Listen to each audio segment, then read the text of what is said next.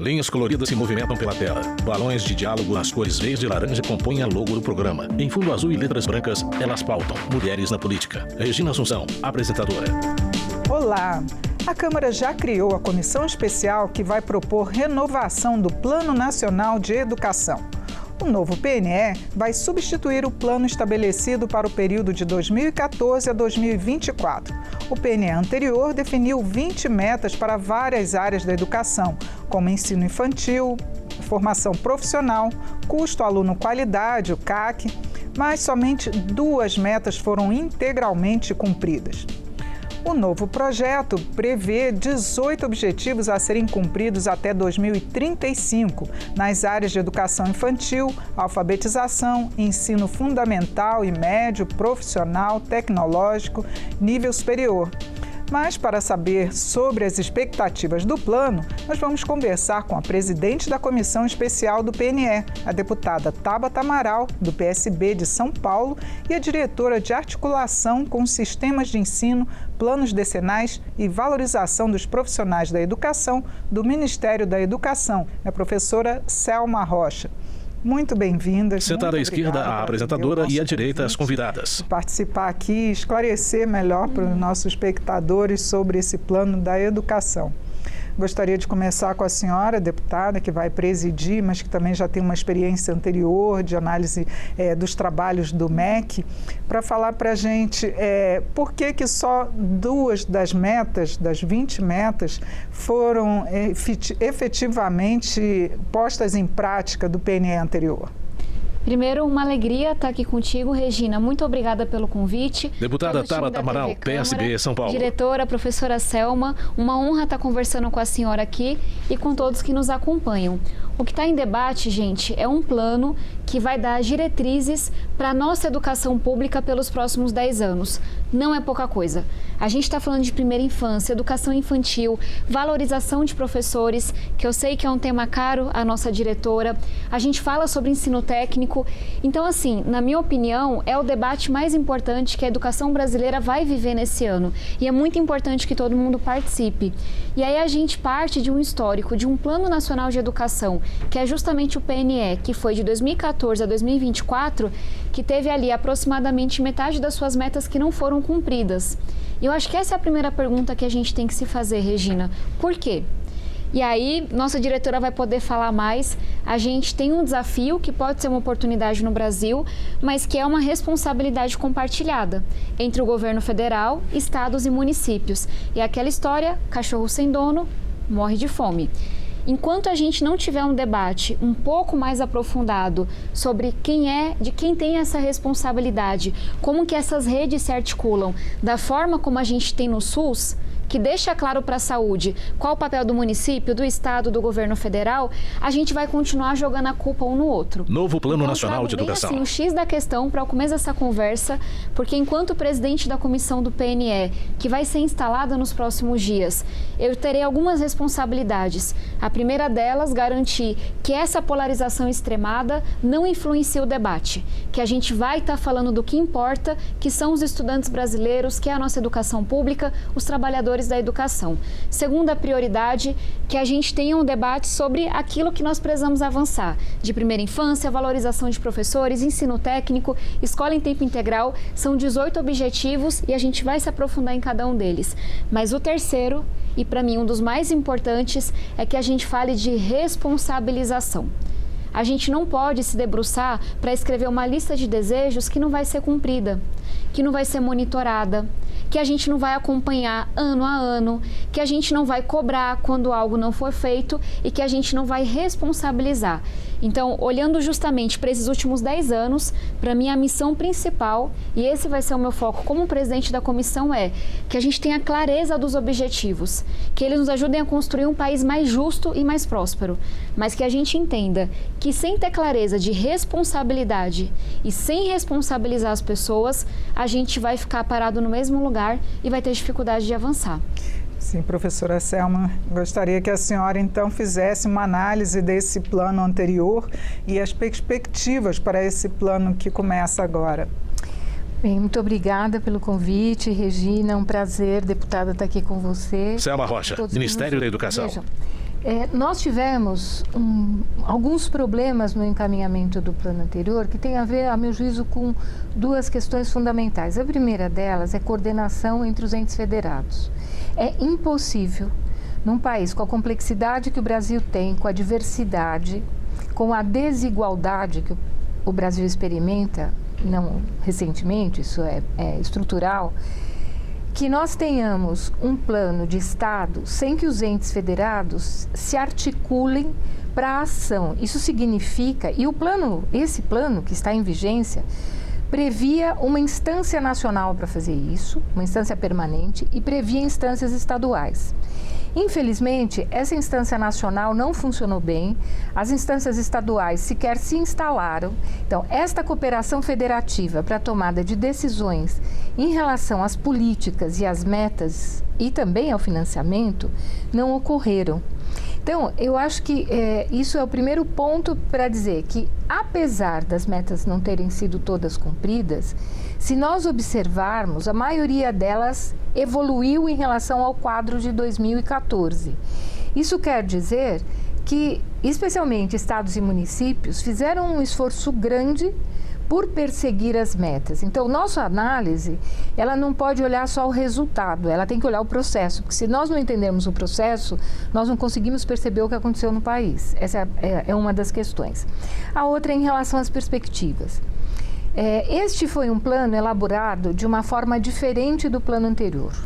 Quando nós assumimos o Ministério da Educação, o ministro Camilo estabeleceu como diretriz que nós começássemos o processo de elaboração do diagnóstico do plano e, ao mesmo tempo, estabeleceu que nós íamos recompor o Fórum Nacional de Educação, que veio depois a convocar a Conferência Nacional de Educação.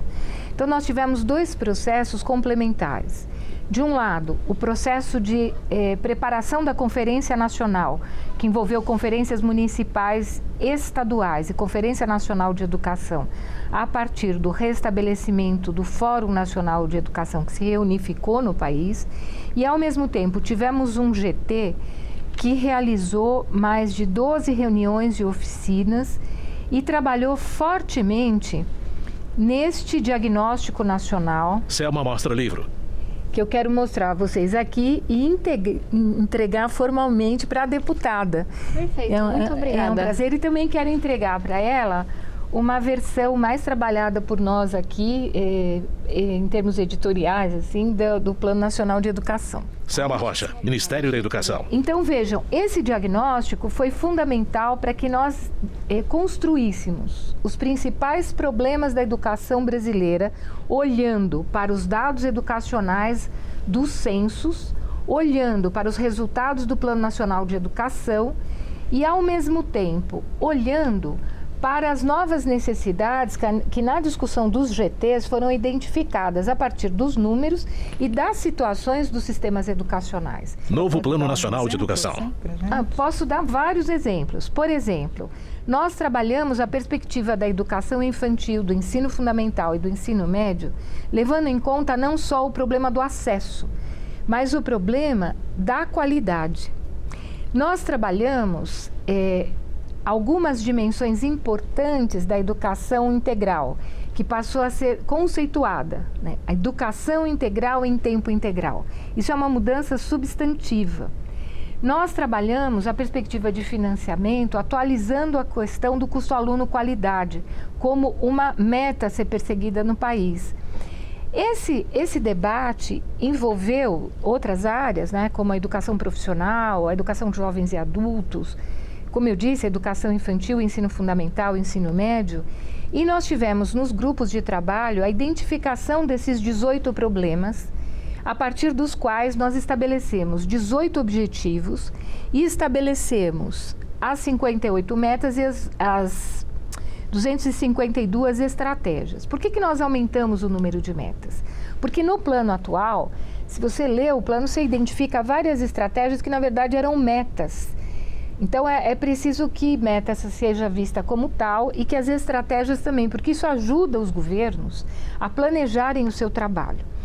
Eu acredito que esse processo de diálogo com a sociedade civil e de um planejamento bastante rigoroso e sério, levando em conta os dados, permite que nós possamos avançar significativamente no Brasil, de um lado, na construção também da inter-relação entre os governos, para que essas metas sejam perseguidas, envolvendo, evidentemente, o monitoramento. Selma Rocha, Ministério da Educação. Importante? Porque o que diz a Constituição é que o plano ele é articulador de um sistema.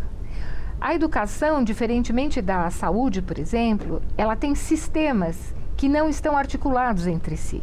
E o nosso grande desafio é ter um sistema nacional em que seja possível pactuar responsabilidades. Por quê? Porque muitas vezes o atendimento de algumas metas, elas envolvem a cooperação. O Fundeb, como instrumento de financiamento, facilita isso, porque tem um papel efetivo, redistributivo da União, tem complementação da União, mas isso não basta, é preciso planejar a ação educativa das redes físicas, da atividade de formação, do debate curricular. Essas coisas envolvem elaboração entre os entes. Então, é muito importante que nós avancemos no país para ter um sistema educacional que trabalhe com a perspectiva da educação pública, da educação privada, integrando a educação, e isso eu quero ressaltar porque é muito importante, aos grandes desafios do país.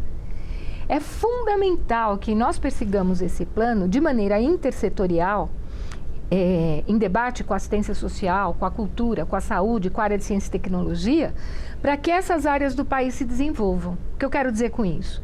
Nós não vamos ter um país que produza ciência, que produza tecnologia, que produza conhecimento em benefício das maiorias sociais, se nós não tivermos um plano de educação que esteja articulado a essas áreas e que tenha como referência o desenvolvimento social de um lado, Regina, e de outro, o desenvolvimento econômico.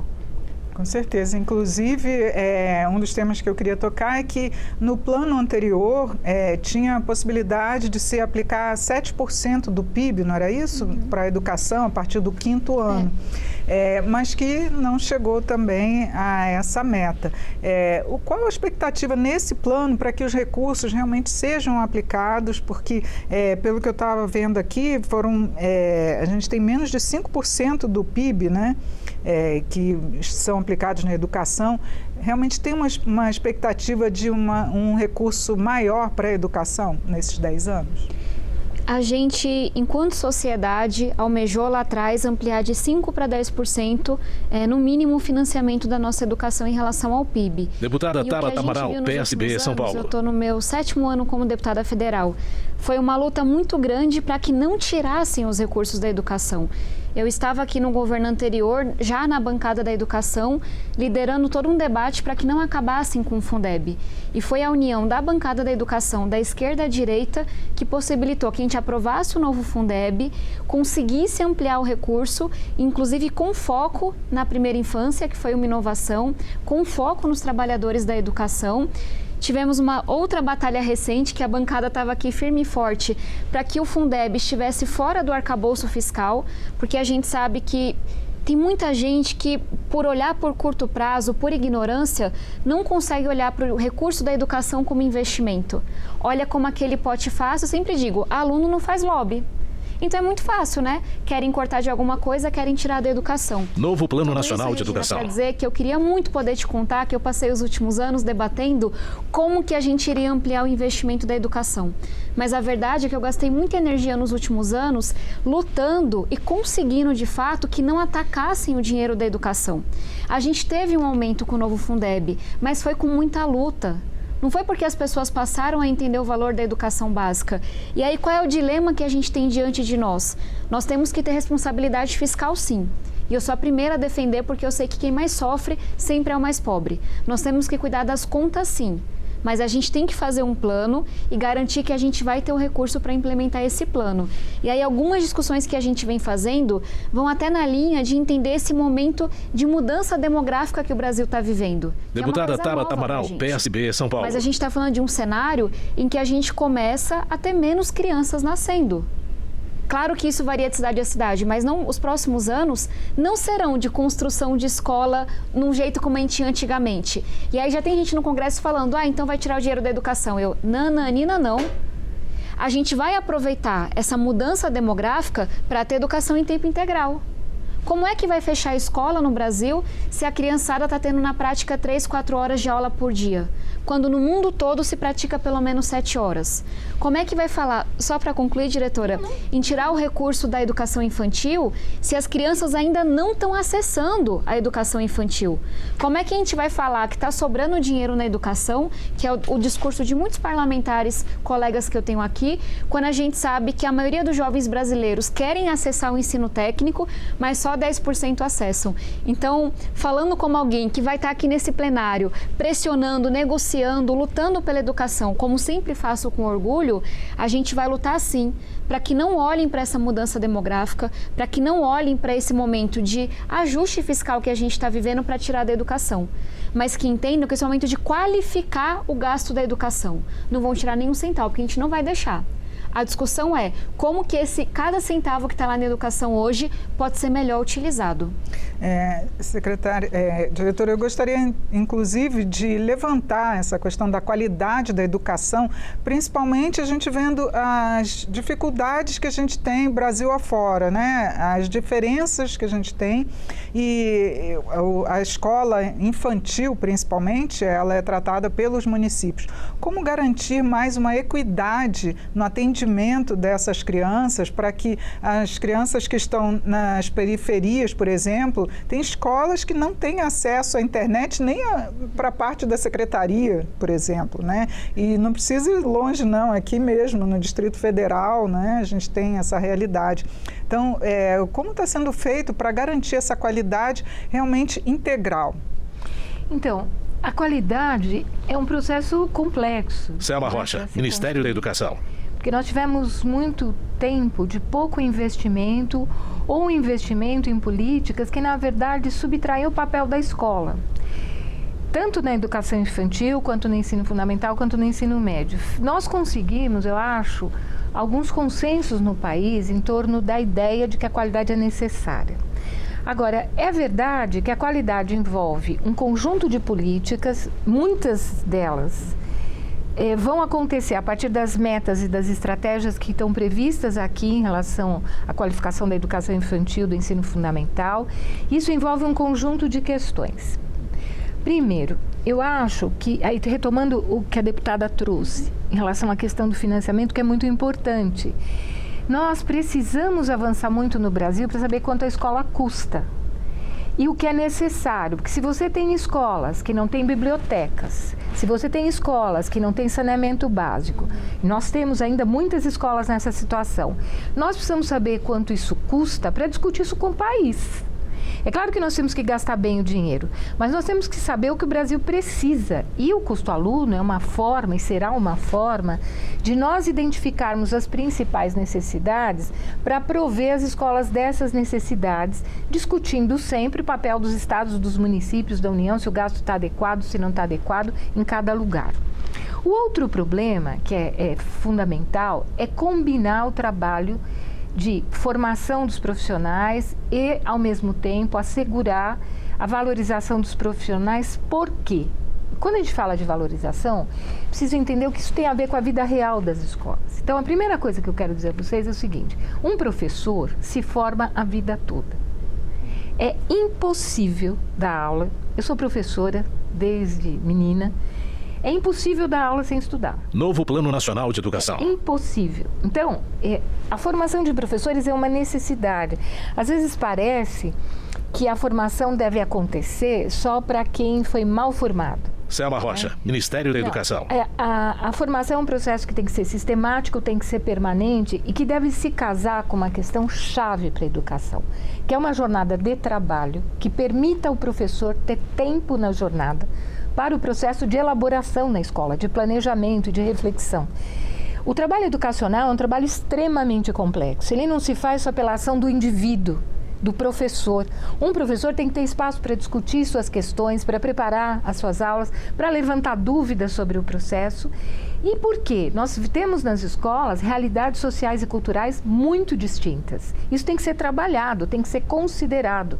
E o professor é um mediador do conhecimento. É claro que todos nós vamos usar as avaliações, os resultados educacionais para definir políticas. Mas um sistema educacional, ele tem que olhar para o resultado, mas tem que olhar para o processo educacional.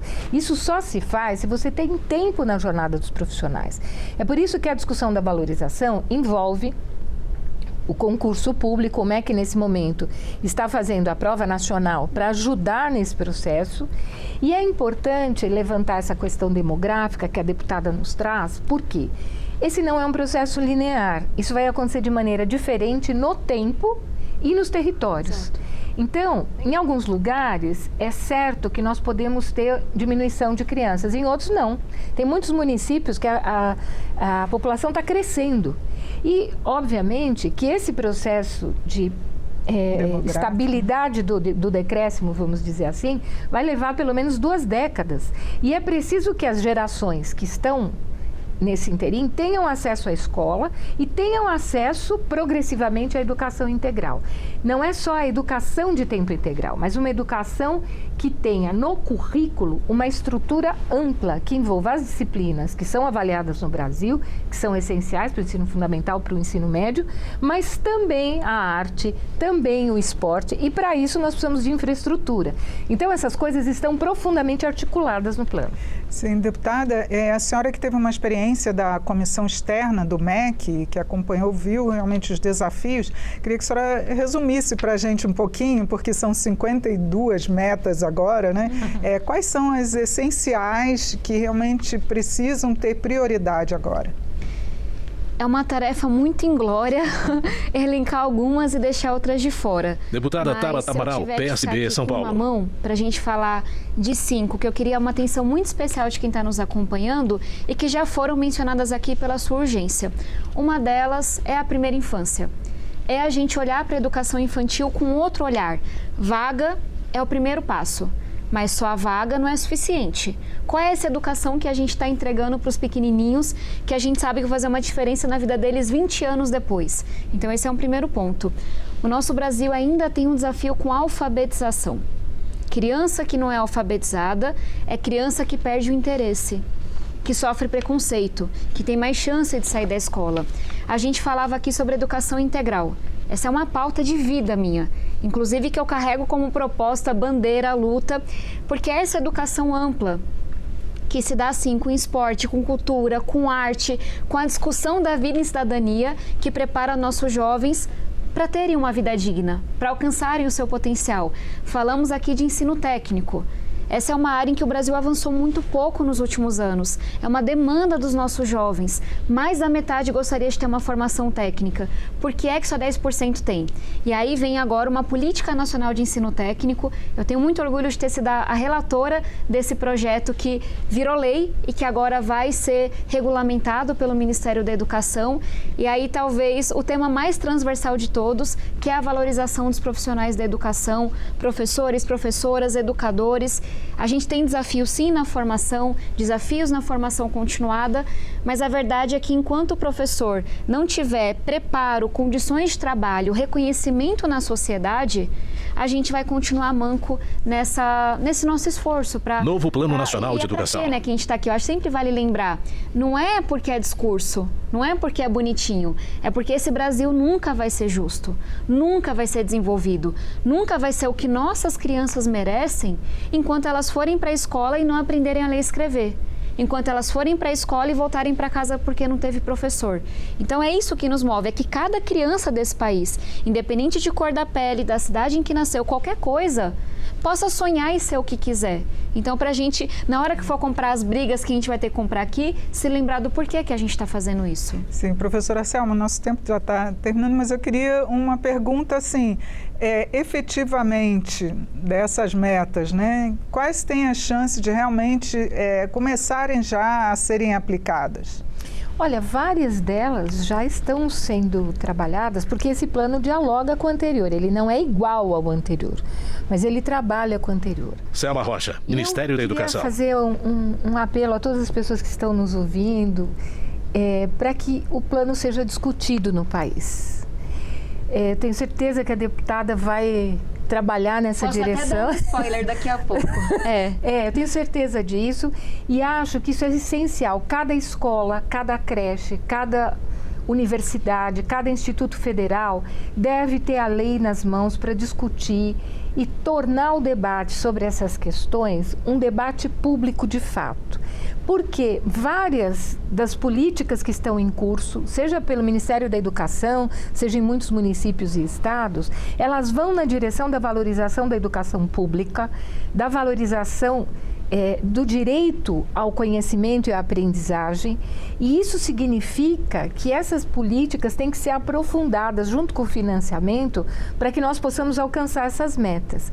É muito importante que os conselhos municipais, os conselhos estaduais, os fóruns municipais, os fóruns estaduais se engajem no processo de monitoramento do plano que está em vigência até final de 2025 e que possam começar a preparar. Aliás, eu quero contar aqui para vocês que nós, do Ministério, estamos fazendo oficinas em todos os estados, fizemos 5 encontros regionais, deputada, para discutir o processo de elaboração dos planos estaduais e municipais, quando for aprovado o Plano Nacional, e estamos, nesse momento, fazendo oficinas nos estados, oficinas de aporte metodológico para que os estados e os municípios consigam lidar com os dados, Selma Rocha, Ministério da Educação. Olhar para os dados, interpretar os dados, interpretar suas realidades e construir os próprios planos, com a participação da sociedade, com a participação das secretarias de educação ativa, firme, dos conselhos de educação e dos fóruns de educação.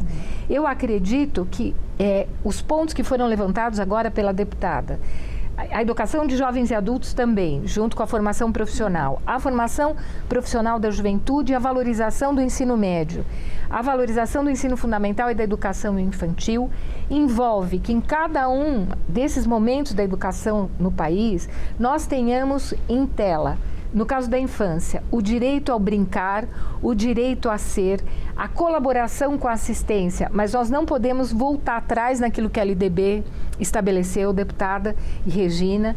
Nós queremos que a educação seja valorizada de fato, nós não queremos só uma atitude no campo da assistência, queremos que a ciência, queremos que o conhecimento e a cultura estejam nas escolas brasileiras como um direito de todas as crianças e de todos os jovens. Nossa, e que nós consigamos... O tempo já se encerrou, infelizmente, né? Mas a gente ainda vai discutir depois. Posso fazer um convite em 30 segundos? Isso, 30 segundos para as considerações finais. Na linha do que vocês trouxeram. Participem, Deputada Tabata Amaral, PSB, São Paulo. Teremos seminários regionais organizados pela comissão do PNE.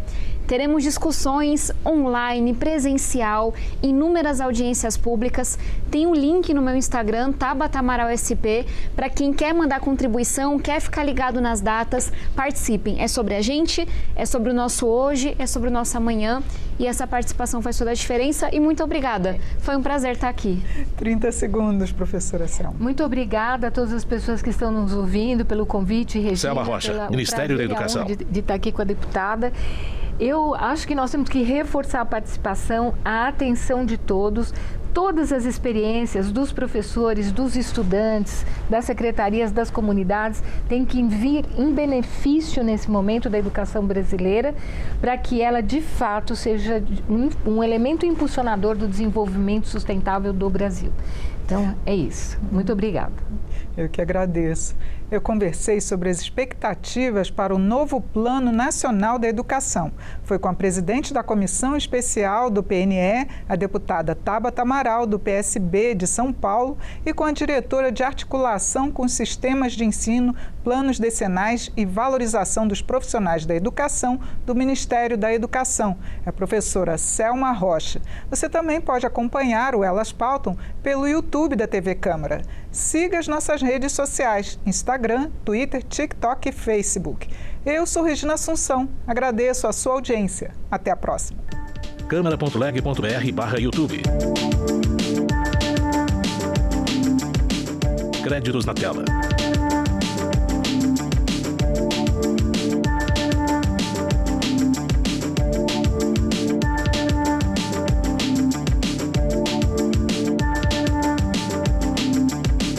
Logo da Câmara dos Deputados, Brasília, abril de 2025. Câmara.leg.br.